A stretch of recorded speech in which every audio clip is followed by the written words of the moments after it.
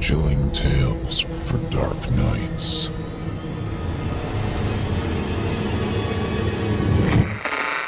Want to make sure you never miss a Chilling Tales for Dark Nights video again? Be sure to subscribe and hit that bell to turn on notifications. It's time to turn off the lights and turn on the dark. Chilling tales for dark nights.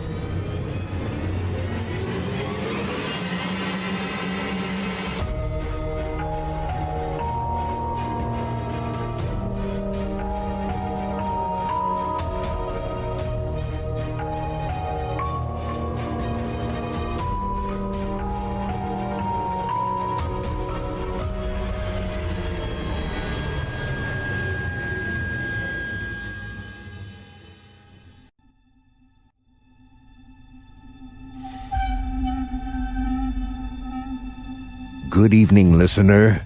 You're listening to Chilling Tales for Dark Nights. On tonight's edition, we invite you to leave behind your safe reality and descend with us into the frightening depths of the most terrifying imaginations with 2 audio adaptations of frightening fiction about workplace warnings and sinister solutions. I'm your host, Steve Taylor, and tonight I'll be your guide as we traverse the dimly lit corridors of your darkest dreams. Joining us tonight to help bring to life the frightening fiction of John Westrick and N.M. Brown are voice talents Steve Gray, Nick Goroff, Olivia Steele, and Kevin Barbare. Now, get your ticket ready. Take your seat in our theater of the minds and brace yourself. It's time to turn off the lights and turn on the dark.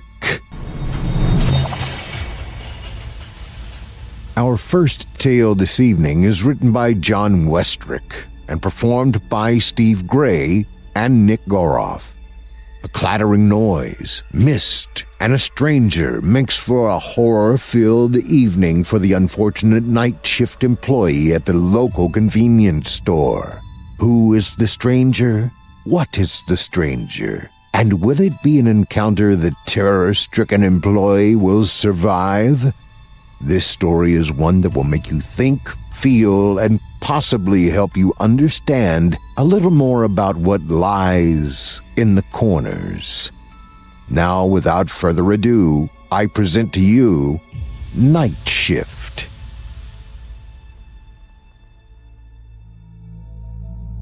I work the night shift at a local mom-and-pop convenience store at the front of my neighborhood.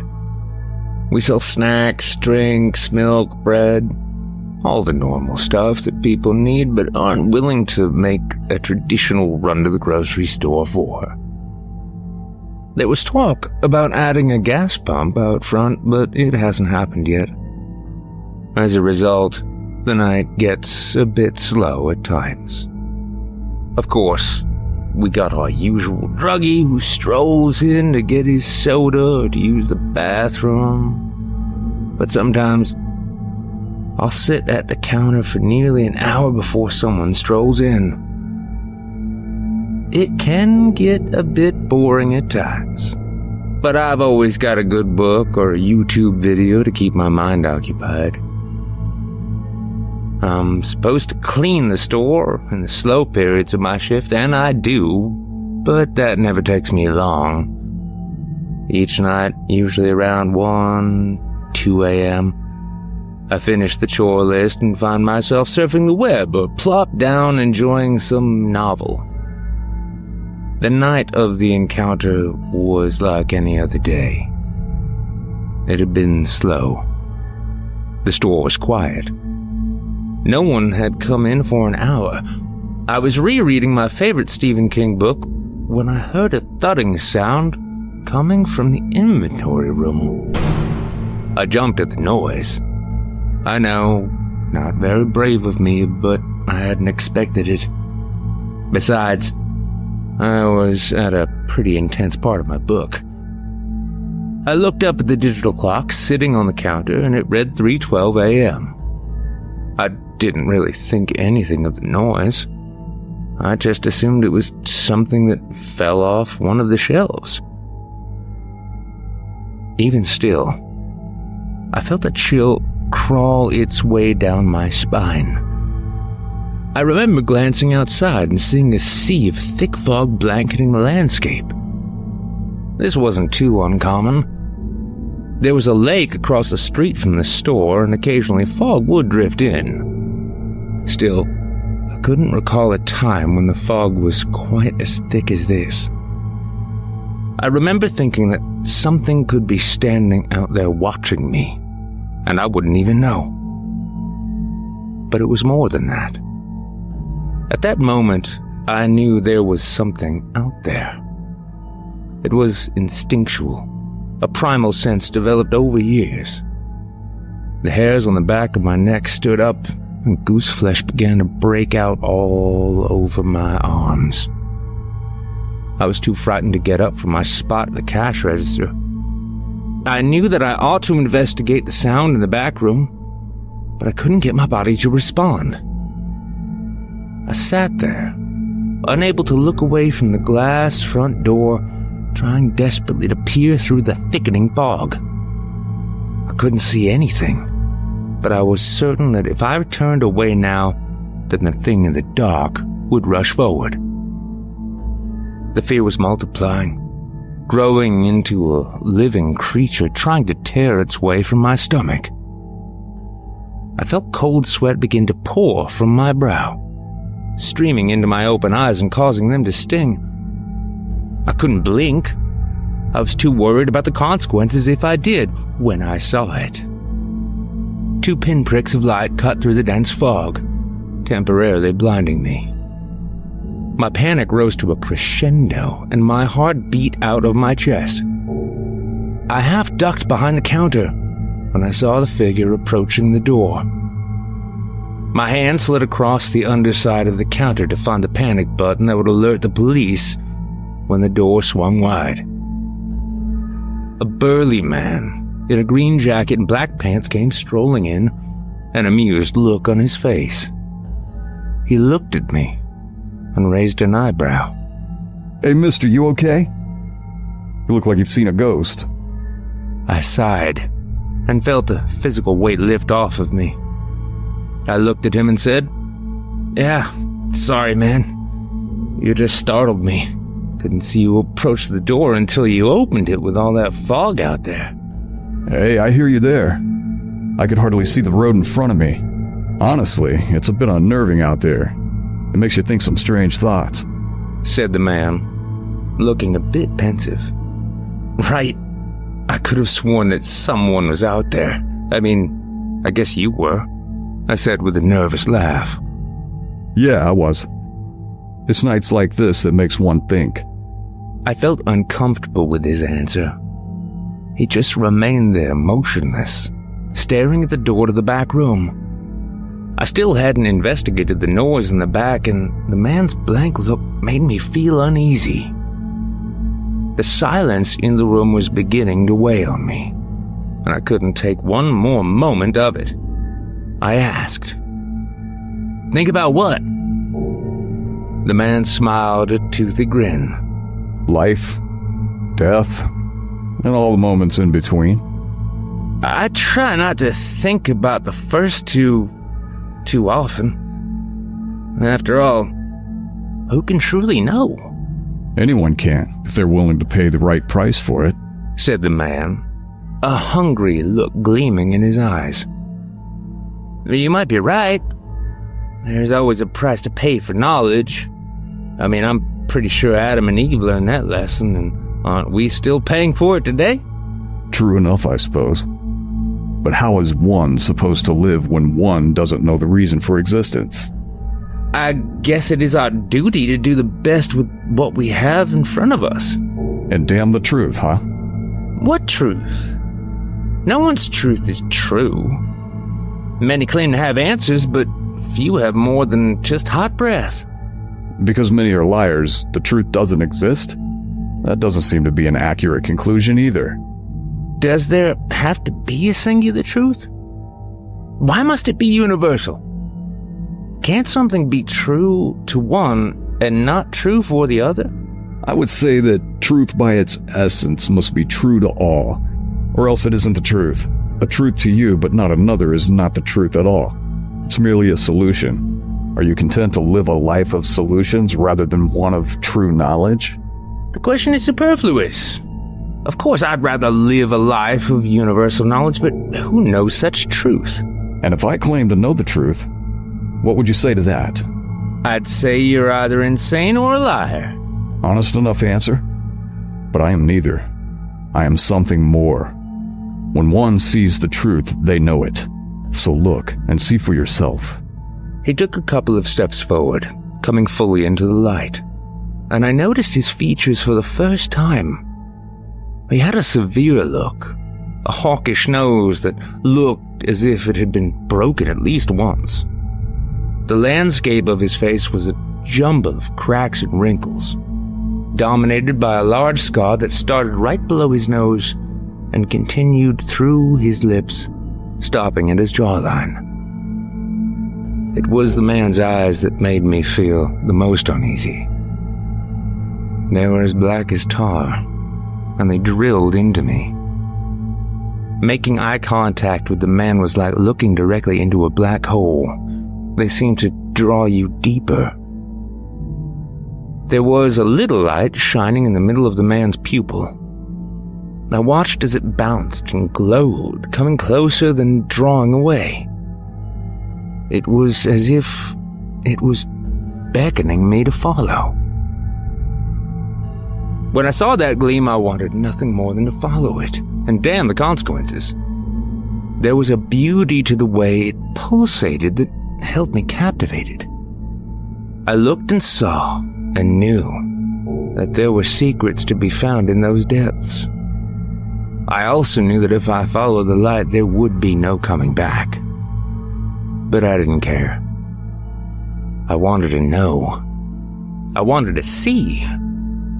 The mysteries of the universe were held in that gyrating light bobbing in the abyss. I felt my soul beginning to be ripped from my body, torn from my essence and sent spiraling down that black tunnel towards that brilliant light. It was that same crashing sound I had heard from the back room that broke the trance. I looked away from those eyes, and I came smashing back to reality. My mind was scrambled, and it took me a second to get back into a normal state. The creature standing before me was just as confused as I was, clearly not used to its prey escaping it so easily. For a moment, we looked at each other in utter shock. The man smiled at me, showing ragged, pointed teeth. I looked away in disgust, trying to feel for the silent alarm button on the bottom of the counter. My hand brushed the button, and I pressed it with all my strength. The man remained standing there, absolutely motionless. He could have been a statue for all I knew. He didn't breathe, nor did his heart beat. Those black eyes never blinked, and I didn't dare make eye contact with him. Finally, he looked down at his watch and said, "The time is nearly here." With that, the man turned and strolled directly out the door he had come. I watched him walk casually into the fog. I couldn't see clearly, so I'm not entirely sure what I saw, but still, the figure almost seemed to melt, as if it was evaporating into the mist. One moment he was there, the next he wasn't. To this day, I still don't know what I saw that night. I do know this. There are things that walk in the dark that man knows nothing about. It's best to avoid certain watches of the night. I stay at home these days. I work in the safety of the daylight. Once I tried to watch the security footage. All that can be seen is the front door opening and closing. Then about 5 minutes later, it happens again. No man can be seen, but still something opened that door.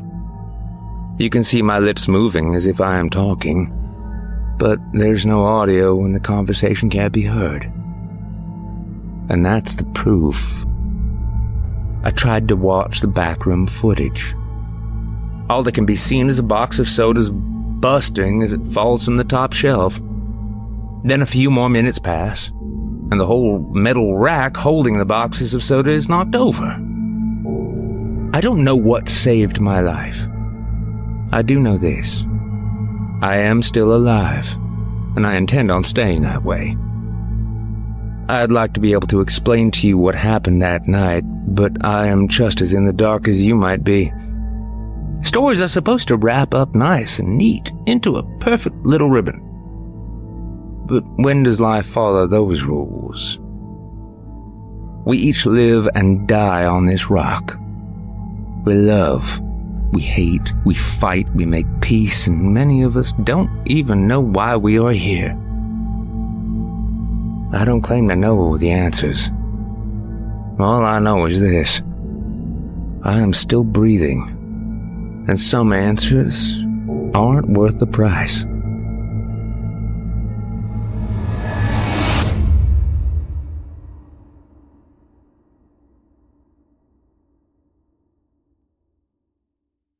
I hope you enjoyed Night Shift, as written by John Westrick and performed by Steve Gray and Nick Goroff. Our second tale of the evening is written by N.M. Brown and performed by Olivia Steele and Kevin Barbare. They say one key to a successful marriage is an even mix of give and take. But what happens when two parents need each other but have nothing left emotionally to give? This devastating tale gives such an example. Now, without further ado, I present to you, Baby, Can You Come Home Early? As the morning sun stretched its golden fingers across the sky, I found myself ensnared in the web of my own obligations as I unlocked the front doors of my workplace for waiting customers. Short-staffed and besieged by unexpected rushes, my day began to unfold in a blur of frantic activity. The day had started with a chaotic symphony of life, a cacophony of obligations and responsibilities intertwining with the mundane routine. But amidst the normal chaos, there was an undercurrent of tension, a foreboding sense that something was amiss, waiting to unravel the fragile threads of normalcy that were already proving to test my limits. And testing me it was. Today has been hell so far. One person called out. We unloaded an entire truck of supplies and performed at $1,200 over our normal sales. My cell has been pinging incessantly. I put it on silent, but it's hooked up to the sound speakers, so it still goes off. Each notification a reminder of the world beyond the confines of my workplace, tugged at my heartstrings, tethering me to the unspoken promises of domesticity. I swear I'm not an asshole. I know it's irresponsible to silence your phone with a wife and 2 children at home with no vehicle, but I know the pings are all messages from my wife, and I know exactly what each of them will say. Sandra, 9:32 a.m. Good morning, honey. The boys had fruit salad and toast for breakfast today. We love you. I answered that one, sending back love and sweetness of my own in an attempt to give her a good day. It's not easy raising kids. 10:49 a.m. Happy opening time, honey. I hope it's slow so you can come home early today. I really miss you. The kids are into everything today. Little 8-armed octopus creatures of chaos. 12:31 p.m. Dean woke up from his nap with quite the blowout. I barely managed to get his clothes off when the dog started trying to lick them clean. Fucking gross. Starting to crash, babe.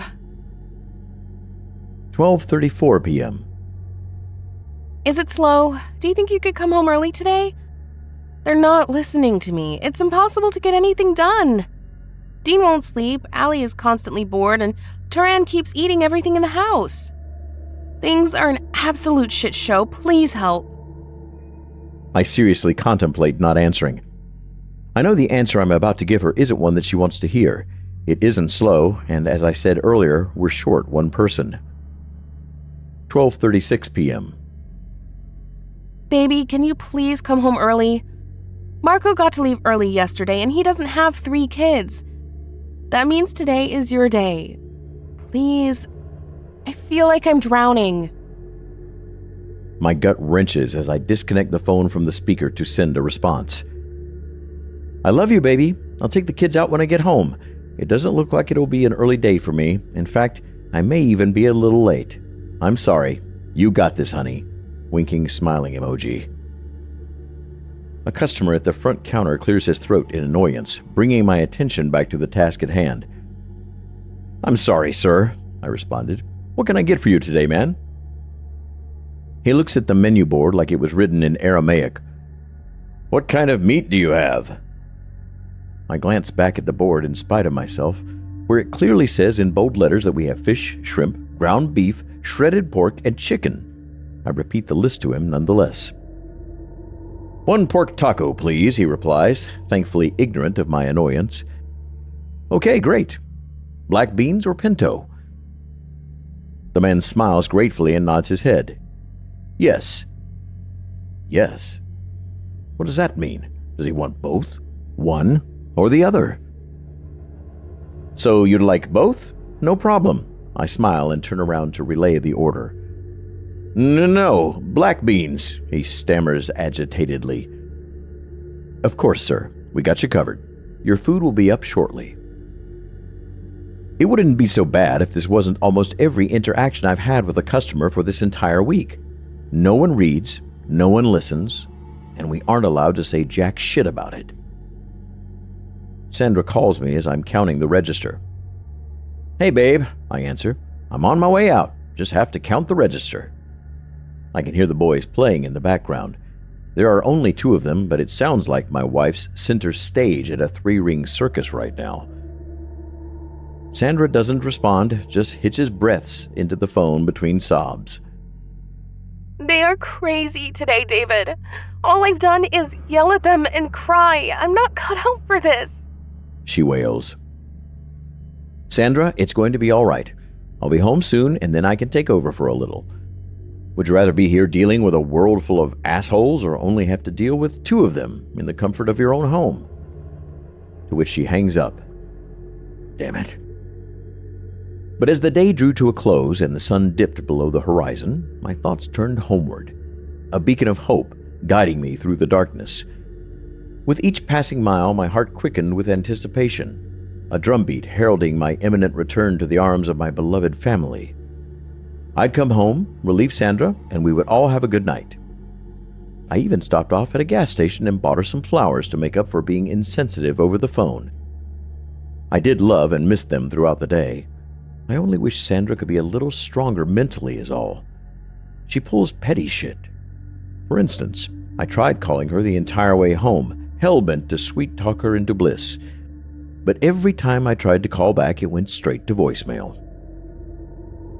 I finally pull into the driveway, a smile creeping over my lips as I take in the mess of children's toys around the yard. I hang back in the car a moment, awaiting the kids to come bursting out of the front door to greet me. But they never came. An odd stillness meets me as soon as I open my front door, one that I'm not comfortable with. The house was a little messy, sure, but it was quiet, almost as if no one was home. "Sandra?" I yell. "Honey!" My wife comes around the corner, grinning ear to ear once she sees the flowers in my hands. Oh my God, you're a sight for sore eyes, she says as she sags into my arms with relief. "Where are the boys?" Her smile began to twitch, faltering at the corners of her mouth as it formed her next words. They're in their beds. As difficult as it seemed at first, I was finally able to put them down. The coldness in her voice surprised me. "At 4:30 in the afternoon?" I ask incredulously. "We're going to have a hell of a time getting them to sleep later on tonight. You know that, don't you?" I tiptoed to their room, eager to see their peaceful faces. Our boys look like absolute angels when they sleep. Sure enough, There they both are in the blissful arms of slumber. Sandra walks up behind me, throwing her arms around me. I gasp loudly in surprise. Shit! Sorry, I don't want to wake them. My wife's voice takes on a tone I've never heard before. It sounds disconnected, hateful. Nah, you don't have to worry. I tear my gaze from hers and look back to the beds. Again, something about the stillness of it all is unsettling. Realization hits me as I notice their chests aren't moving. No rises and falls from breaths. For in the quiet embrace of slumber, they look too peaceful, as if their precious souls had slipped beyond the veil of mortality, leaving behind a void that could never be filled. Sandra finishes her sentence. They'll never wake up again.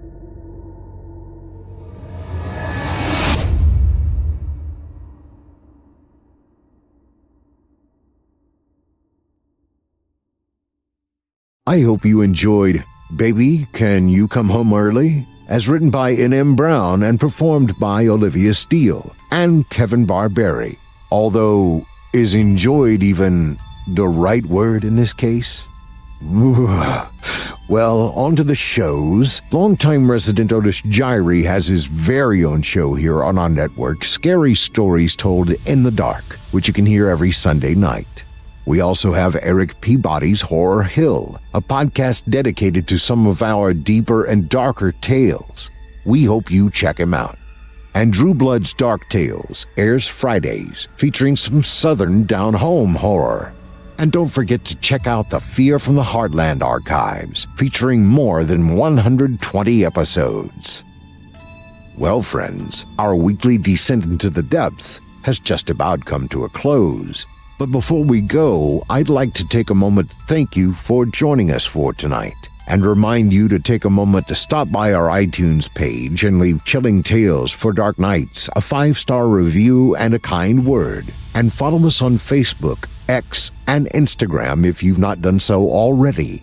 And of course, subscribe to us on YouTube, where you can find an archive of our work going back to 2012, and consider signing up as a patron at our website, chillingtalesfordarknights.com, to show your support and get all of our content ad-free.